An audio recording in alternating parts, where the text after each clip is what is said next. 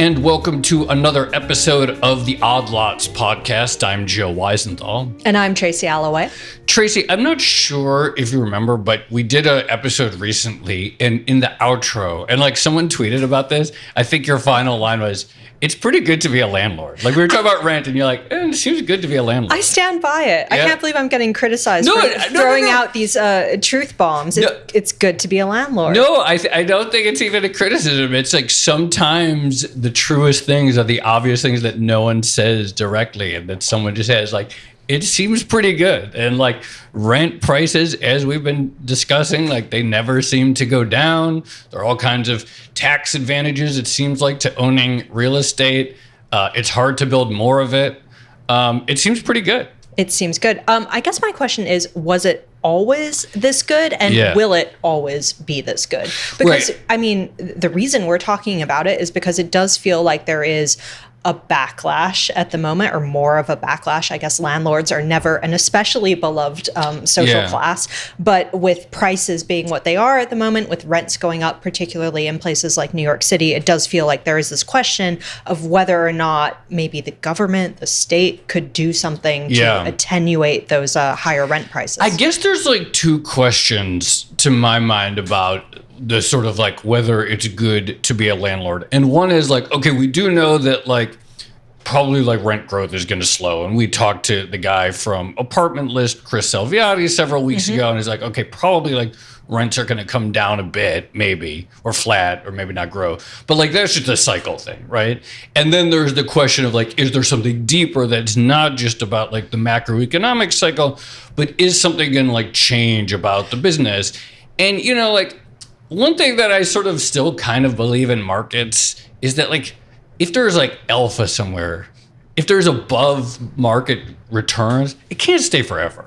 Eventually, like it's got to get arbed away, right? I think maybe I'm a little bit more cynical than you. I think people will try to hang on to their price advantage as long as they possibly can. Yeah, no, I mean I agree. It's just like they can't be like some business that's just like permanently better than all the other businesses, right? Like it's not how markets or capitalism are supposed to work. Like capital is supposed to flood in, or supply is supposed to come on, and eventually the returns from asset A on a risk-adjusted basis should equal the returns from asset B, also, you know, on a vol-adjusted basis or something like that. Well, I guess this is where we start talking about real-world constraints and policy constraints again. But yes, in theory, it should change. Right. And so we have been, you know, talking about, you know, real estate quite a lot. And I do think that in this sort of like pandemic / post-pandemic environment, lots of anxiety about real estate. Not just like high costs are a huge aspect of it. Availability, the types of real estate that people want. And so it's like a good question to like, how good has the landlord market been? And if we're at a period where a lot of things are changing, rates are reversing. I was about to say, I think interest rates are going to be the big factor here. Leverage, huge aspect of the real estate business reversing. Can the golden age of being a landlord persist if many other macro things and political things are changing? Is it still good to be a landlord? Is it still good to be a landlord? All right, well, I'm very excited about our guest. We're going to be speaking with Ben Carlos Thypin. He is a real estate investor and broker in New York City, and he has a lot of views on this question and why maybe the golden age is coming to an end, or will. So, Ben, thank you so much for coming on Odd Lots. Glad to be here. Thanks for having me. So before we can even ask the question, is the golden age of being a landlord coming to an end, we have to first establish, was there really a golden age? And I guess the question, the way I think about that, is it true that real estate owners, landlords, people who rented out their units, enjoyed a period of unusually high and stable returns? Yeah. So, I mean, first, I think it's important to make a distinction between different types of real estate owners. So there's, residential rental landlords and commercial landlords and even homeowners. I'm going to talk today mostly about residential landlords and homeowners. And you are a residential landlord. I am a residential landlord in addition to being a commercial landlord, and I'm also a broker that deals with a lot of other residential landlords and investors on a daily basis. So what is this goal? Tell us, establish for us that there in fact has been a golden age. So I think in order to understand there's a golden age, you have to understand the history that preceded it. Okay. So there's this great paper by this professor, Katarina Knoll from the University of Bonn, that looks at the housing prices over time from 1870 to present. And she studies 14 countries, including the United States. And what she found is that up until around 1950, depends on the country, in the United States it was probably the late 60s, housing prices were relatively flat. And then after that, they've exploded. And that's housing data, rent and otherwise, is notoriously difficult to capture because it's such a disparate distributed market, but that backs up with qualitative observations as well. So there's this great book that I recommend everyone read about the history of these New York City real estate families called Skyscraper Dreams. And there's a recurring theme in this book of sort of the residential, the families that specialize in apartment buildings complaining about not getting as rich as quickly as the office developers or the office landlords because, partly because of rent control, but it was just a sleepier business. So what changed in the mid-20th century? A couple different things. We're all familiar, I imagine, with the story of the subsidization of homeowners and single-family homes in the suburbs.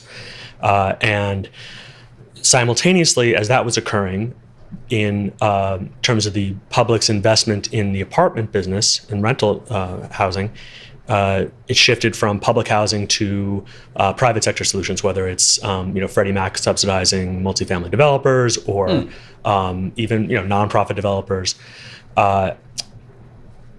Simultaneously with that, land use controls were implemented to protect the investments of homeowners.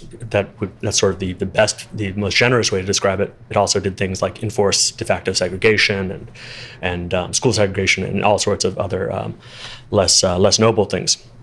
So in the late 70s, after all this had happened for a decade or two, what you had is this coalition formed of homeowners and conservative interests, both business and otherwise, teaming up to pare back rent regulations where they existed, ban them where they didn't exist, and generally implement a set of policies that discriminated against renters either directly via things like a property tax policy or indirectly because most renters at that time were of some sort of marginalized status socioeconomically. So they also pared back the state's ability to regulate landlords, both in practice, but I'd say more crucially in terms of state capacity to actually effectively punish landlords for misbehavior. So for instance, in the original rent stabilization program in New York City, there was a way for the buildings, if they were violating certain standards, to be their rents to be pared back, and the state could take control of these buildings in a more assertive way. That was then removed. So let's before I get to the more specific consequences, let's talk about what that actually created from a market structure perspective. Homeowners become this very powerful political bloc. Their relative permanence increases their propensity to vote, and they team up with conservative interests to weaken the state. The idea that everyone becomes a homeowner becomes gospel, and homes become used as investments. But this was always sort of a Ponzi scheme because you're protecting the investments by putting up barriers to entry. So one generation buys in, gets rich off of it, and then housing prices get too expensive so that the next generation can't buy in, or if they do, they're buying in on much more vulnerable terms. Because, burdensome. Yeah, they're higher loan to values. The values themselves are arguably inflated. So all this leaves the rental market as a market with essentially unlimited demand, a growing pool of participants on the demand side, and unlike other utility markets, which is basically what housing is, it's vastly and wildly unregulated.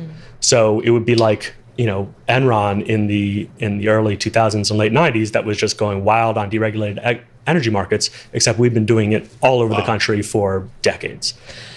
Can I just ask a really basic question? But if you're a landlord, how are you making most of your money? Is it by getting the monthly rent, or is it by building up a real estate portfolio and then selling it or flipping it at some point in time? Like, what is the mix? And I know you made the point about the difference between mom and pop landlords versus the big corporations. Can you just talk a little bit more about the different business models? Sure. So partly that depends on the business model of the landlord, but also depends on the market. So New York City is much more of a appreciation-based market than a yield market.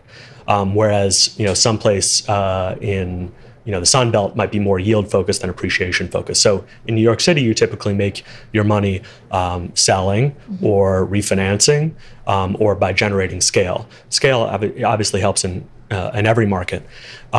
Whereas in other less core markets, the more of the return is in the yield. And this is a good segue into sort of the other dynamic that produced this situation is that we have this vast unregulated rental market, and simultaneously we have an institutionalization of the business of multifamily. And this is kind of this is a broader economic trend that happened with corporations in the latter half of the 20th century, and even with other sectors of real estate. So like 20 years ago or 30 years ago, the self-storage business was a very mom and pop business, but now it's this hugely institutionalized business. So this has happened in a particular acute way in multifamily because of just how big of a market it is, how long-standing of a business it is, and how relatively homogeneous the product is. Well, I was going to say, too, I know, like, if there is this inherent challenge of creating new units, and we talk about, like, the sort of barriers to entry, I have to imagine that scale becomes a very big advantage in knowing how to navigate these permitting, like, how do you do construction in New York City? The entities that have done it over and over and over again have to have a pretty significant advantage over a smaller, less institutionalized. I get there's a difference between developer and landlord, but it just feels like with all of these things, there must be quite a few advantages to scale on this type of stuff. Yeah, there's definitely a difference between landlords and developers, but I think to your broader point is correct, which is, and this has been particularly enabled by technology. This used to be a very inefficient business, and the institutionalization has sucked all of the inefficiency out of this business through technology that has been implemented to price rents more efficiently, the disaggregation of functions. So historically, the apartment owners were everyone was sort of in the same company. And now all these different roles have been distributed into other companies. They're specialists that provide third-party services. It's become a business where everyone is getting their cut, and scale puts you in the best position to reap the benefits of economies of scale. So your argument is that, a process beginning, I guess, in the 1950s of deregulation combined with institutionalization of the rental market starts to change the profit dynamics for landlords. Can you talk a little bit more about exactly how that happens and how it sort of develops up until, I guess, today? It's really demographic driven. It was designed to serve this growing class of homeowners. A growing class of college graduates enters the real estate business. Historically, it was a business that a lot of people without that much education could get into, and they start applying modern business processes to pricing units more efficiently, to operating the buildings more efficiently, just picking at every possible part of the business to extract profit out of it.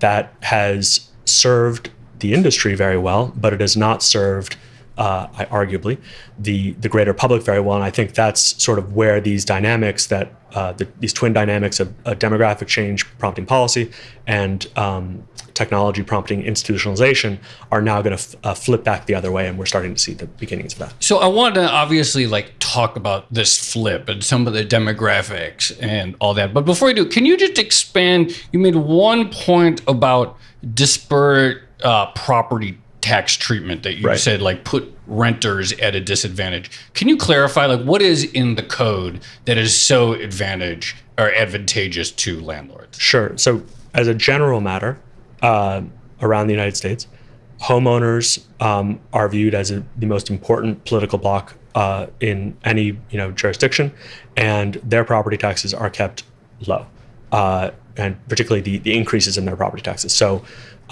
municipalities really have very few levers for generating revenue in this country.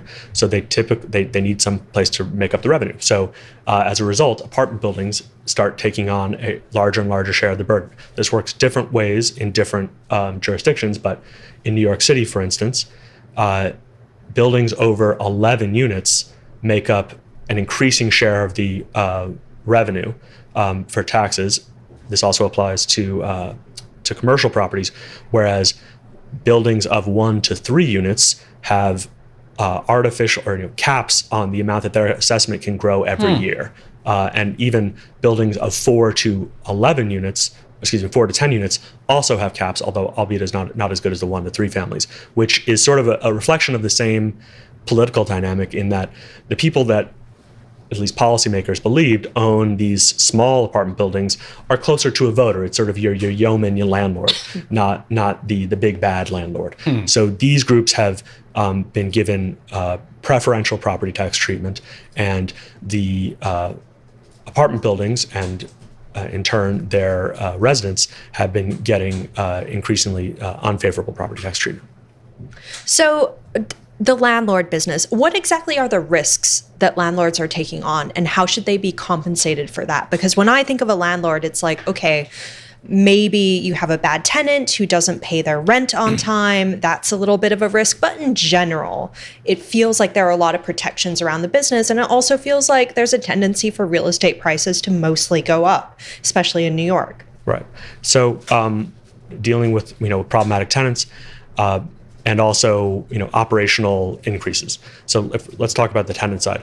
The tenant side, that varies widely from landlord to landlord. So our tenants, generally speaking, are pretty wealthy. I have never had to evict someone. And we rarely have issues. Whereas there's lots of landlords that have tenants that have a more marginalized socioeconomic status, and that's trickier. However, the demand for that is very high, and the yields that those properties trade for are generally higher. So their landlords are compensated for that risk. And furthermore, with the institution and the growth of Section 8 rental subsidies, a lot of these the rents being paid by marginalized tenants are effectively underwritten by the government. So, how much risk is a landlord really taking on a Section 8 building from a tenancy perspective?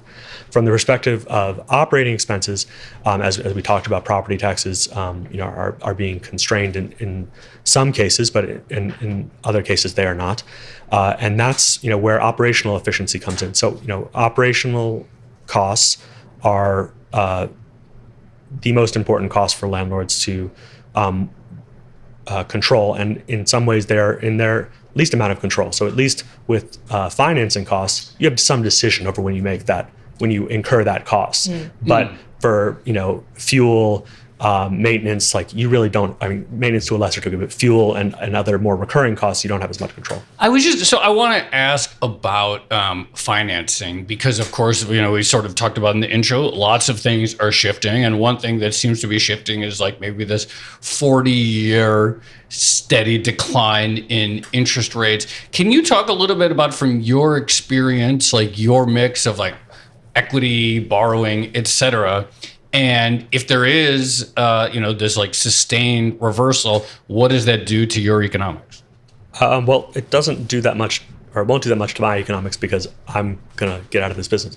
But you're gonna stop being a landlord altogether? I'm gonna stop being. It's that bad? I'm gonna stop being. It's not so much it's bad. We can get into the reasons why further, but like, I think going forward, certain types of players in this business are gonna make money, are gonna make sort of above average returns, and the rest will make, utility or bond-like returns. And if I'm going to buy a bond, I'd rather buy tips. And if I'm going to, I'd rather invest in real estate that is less management intensive than residential. Well, okay, just before we get, because this is the heart of the question, why you want to get out. But before we get to that, were you staying in? Can you talk a little bit about it? So on financing, I think, as you pointed out, we've been, coming out of this 40-year period where interest rates have been very low, and a lot of business models have been built on very cheap capital, and as a result, yields have become very low in certain markets, really most markets, and I think that's a particular challenge in markets that were depending on one of two things: regulatory arbitrage and appreciation. So we talked about the difference between markets in which the main component of the return is yield versus versus appreciation. The yield markets, they're going to not be as challenged from a sort of being able to sell for the right price perspective. Certainly some people will, but a market like New York City, that's a little more challenging, because if you buy at a 5% return and you finance that at a 3.5% return, and you're assuming that you're going to be able to sell that at a 4.5%, or you were when you bought it 4 years ago, that's not a realistic assumption anymore. So, depending on your leverage level, you have a different set of options to either continue on or extricate yourself from that situation. So, I'm sorry, can you talk a little bit more about what you see changing now, other than the higher interest rates? Like, what is the mix that is going to pressure the rental business? Sure. So, we have the demographic-driven policy decisions that were made in the mid to late 20th century are now coming home to roost. You have this growing class of renters. You have increasing rent burdens. Evictions are destroying lives, just like foreclosures are.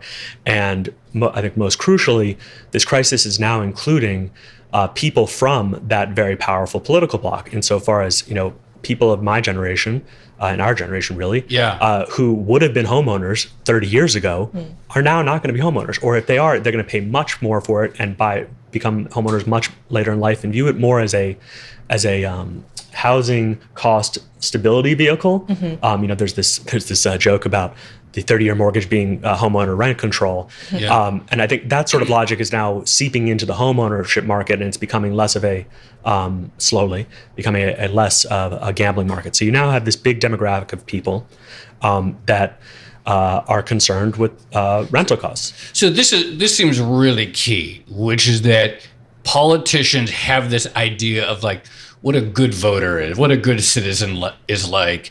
And for years, that person was a homeowner. Right.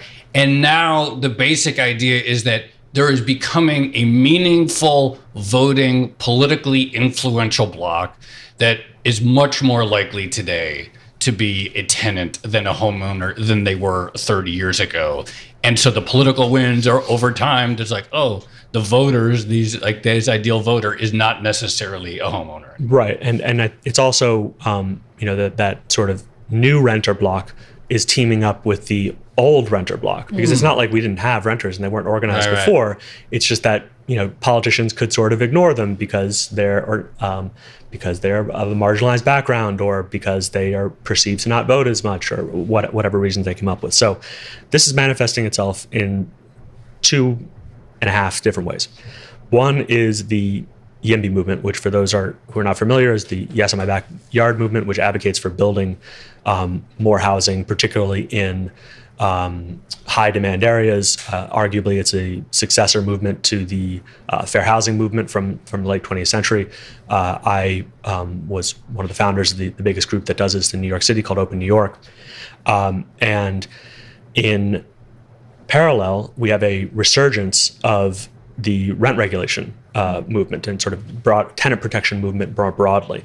And I think it's important to keep in mind that America is pretty unique in being a developed country and having a vastly unregulated rental market. We have an unusually low home ownership rate, contrary to what people think. But unlike countries with similarly low home ownership rates, we typically don't have rent control. So Germany has comparably low homeownership rates, they have rent controls. France has comparably low homeownership rates. Paris just reinstituted them. So, we've seen this resurgence of, rent regulation, and even in not just in places like New York and California, but in Minnesota, even in Orlando, they had something on the ballot this last year. And I think this is a good segue for both of these into how the consequences of institutionalization, because institutionalization has created real estate entities that are much better targets of organizing from a political perspective. They might not be, Blackstone might not be as vulnerable as your mom and pop landlord for organizing an individual building, but in terms of like getting policy passed and creating a political coalition, it's much more compelling.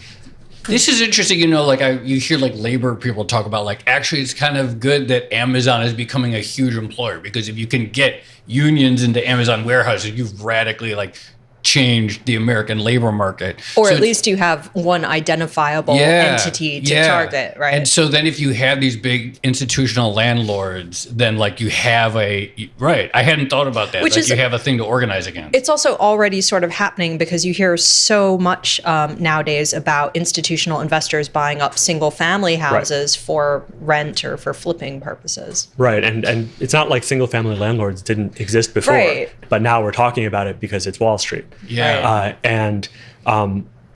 The third, I'll get into the third one in a moment, but this is also a function of technology, because the similar technologies that made it easier for institutions to be created and organize themselves are now making it easier to organize among tenants. And historically, if a bunch of people in different buildings all over the city were living under the same landlord, like how are they going to find each other? But now, there's all this public data. There's the internet. There's all different ways for people to get together and build coalitions that didn't exist before. Can I ask you? You mentioned the UMB movement. We talked about some of this on a recent episode, and you're a part of an organization. I see all the tweets and stuff. Can you talk specifically about like how it's moving the dial, like beyond the tweets, so that it actually is affecting the economics of the business? Sure. I'll first talk about how it's affecting the politics. Like in California, they've passed a bunch of huge laws. They've banned single-family zoning. They've upzoned, commercial corridors all over the state. In New York State, the governor recently came out with proposals to build 800,000 new homes over the next decade, which is over double the amount that was built the last decade. And in terms of the economics of the business, I think what it's mainly changed so far is where developers are willing to take chances on trying to rezone. It hasn't so much changed the economics of the sort of your as of right typical day-to-day development, because there hasn't, the UMB was very young and there hasn't been that much built yet.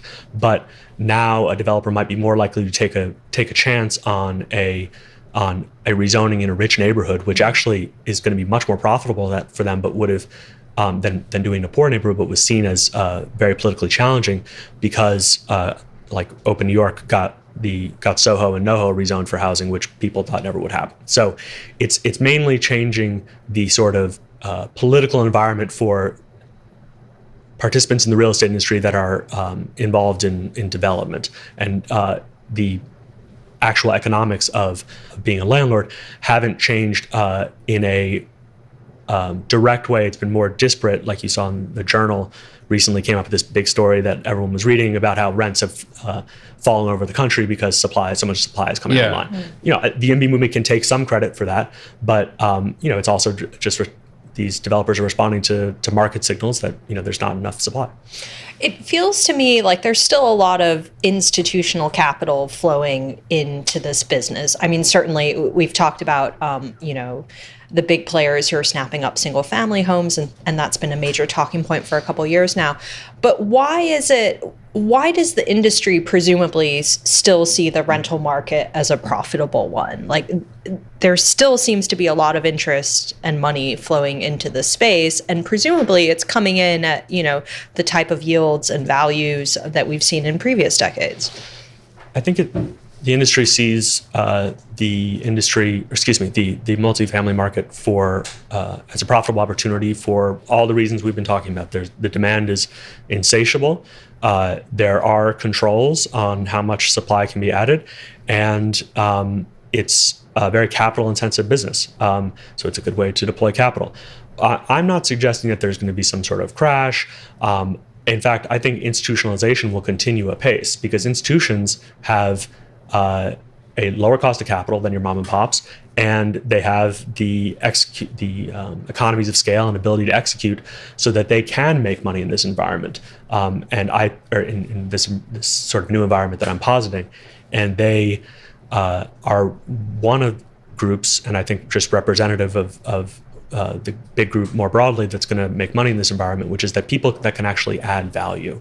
So institutions are adding value from scale, operational efficiency. Developers are adding value from actually producing housing. The people that I think are going to be the losers in this scenario, or relative losers, are landlords, of which there are many, that have really just been riding rents and not really adding much. Yeah, the purest rentiers in the market.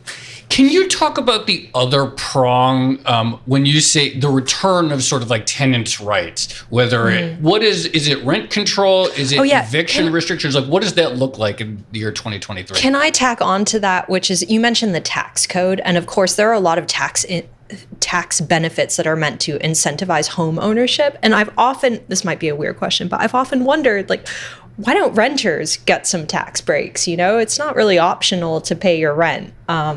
Anyway. No, I completely agree, Tracy. And the biggest expenditure of the federal government on housing is the homeowners interest deduction, or a mortgage interest deduction. And there's various ways that could be replicated, because I doubt it's going to be pared back. For renters, it could be universal Section 8. It could be some sort of renter's tax credit. I don't know, but I think as this demographic shift portends political coalitions and change, that's certainly on the menu of things. Just like Joe mentioned, what happens in what order is going to vary widely based on the state. So in New York State, the big push right now is for good cause eviction, which is sort of a very light touch rent regulation. That passed in California in 2018. It passed in Oregon. They have it in DC, a couple other places. They've had it in New Jersey since the 1970s. So I think that sort of thing. Sorry, what is good cause eviction? Good cause eviction is basically defense in an eviction case that if a landlord, if a tenant defaults on the lease, and the landlord has raised their rent by, this is defined differently in different places, an unconscionable amount. Okay. The tenant can use that as a defense for not being evicted. And this is, particularly valuable theoretically in instances in which let's say the conditions in the building are really bad, a tenant complains, and then the landlord says, I'm just not going to renew your lease, or I'm going to give you a huge rent increase so that you don't renew your lease. That is a de facto eviction. Right. So that sort of soft rent regulation, I think, is going to become more prevalent. The Supreme Court could certainly change some of this, but I think in the main, there's different ways that many different ways that tenants' rights can be increased, whether it's some form of rent control to right to counsel, to universal Section 8 or vouchers. And the point is that there's a growing political coalition to agitate for these measures, whatever they may be in a given political environment. So if you're no longer a landlord, well, first of all, how serious are you about that statement? And then secondly, what do you do instead? So I am still a landlord. This is not going to be a fire sale. And I will always be a landlord because we're still commercial landlords. But it's going to be an orderly liquidation because I don't. This is really a secular shift. This is not going to happen overnight, and plenty of people disagree with me. So they're welcome to buy my properties. I think we inadvertently, like, this episode is just call Ben. He has properties for sale. But I think from a brokerage perspective, I'll continue to work with players that I think are either want to get out as a result of this dynamic, or institutions that I think will benefit, or developers. But what I'm most interested in and working on a lot right now is trying to figure out ways to bet on this dynamic and short. Essentially, shorting the real estate business generally, and apartments in particular, is historically been very challenging because maybe you can short a REIT stock, but like it's not that liquid of a market, and we're working on what we think are very creative ways to bet on this dynamic. Well, let me ask you. You said, okay, you're not really necessarily expecting a crash, but on the other hand, like, and we talked about this in an episode several weeks ago with Connor Sen, this idea that, like, everyone just assumed it's always a winner for some of the reasons you described, is just like this secular shift, people moving to the cities. It's always one. Even the great financial crisis didn't hit rent. Like, if you think about, like, well, what is the short case? How much of it is it that groupthink, essentially, within the sort of rentier class or the landlord class, just like refusing to see the writing on the wall? And is there just sort of, I don't mean a bubble in the price sense, but a bubble in this sort of like thinking through that something could actually change in a way that we haven't seen in decades? Well, I never want to underestimate the ability of flows to impact a market.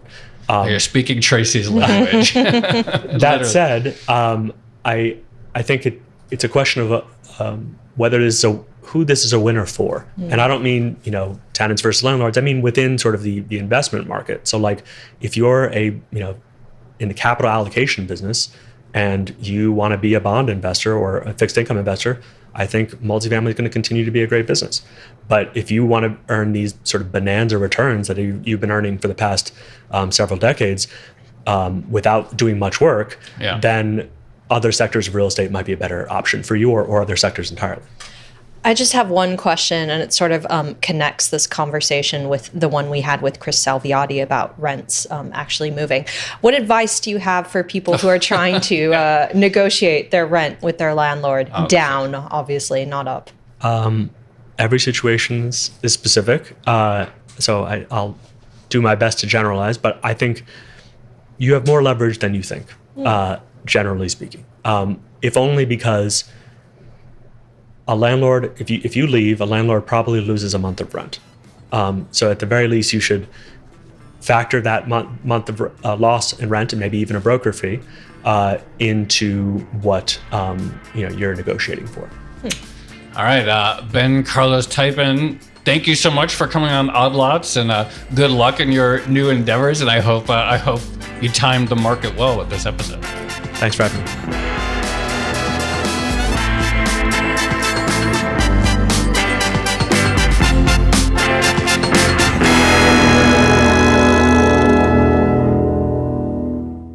Tracy, I thought that was really fascinating. And, just this idea, it's like, yes, there's obviously certain like market changes, supply and demand, interest rates and all that. But also this idea of like political changes seemed really important here. Yeah. And maybe not something that investors are really thinking about that much. Well, a couple of things there. So one, I think it's always like, it's always a bit difficult to call a secular shift in something. But if you're going to do it, the sort of post-pandemic environment, when there does seem to be a lot of momentum behind, the labor class versus the capitalists, that seems to be the time to do it. Well, and also it's like, you and I rent in New York City, and we probably know a lot of people, friends who are like professionals and have good salaries, et cetera, and who rent and who feel that like buying is very risky or unattainable, or like they haven't saved up for a down payment or for whatever reason. And it's like this idea that it's like, well, like this is like a very, there's the traditional, like sort of like more marginalized renter class, more professionalized. And so like this coming together seems like a very like potentially like powerful macro secular trend. Yeah, but the key thing I think is always going to be the policy and whether or not you do start to see those sort of institutional protections for renters like you do in some other countries. And I know, I think we've spoken about Germany. We're going to have to do a Germany before. Episode, aren't we? Oh, Austria. Why the Austrian rental market is so different to the US. Let's do that. And also that point about like there is a big institutional face of landlords, I thought was like super fascinating. And so the way that like Amazon becomes a good, or Starbucks becomes a target of labor organizing, you start to have this similar dynamics with tenant organizing. Never underestimate the power of a scapegoat.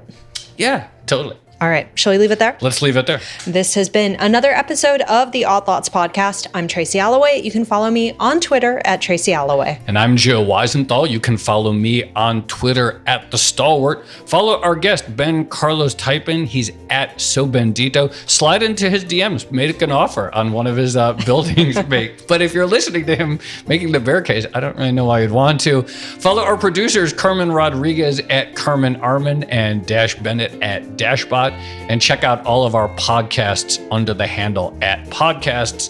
And for more Odd Lots content, go to bloomberg.com/oddlots, where we post transcripts, Tracy and I blog, and we have a weekly newsletter that comes out every Friday.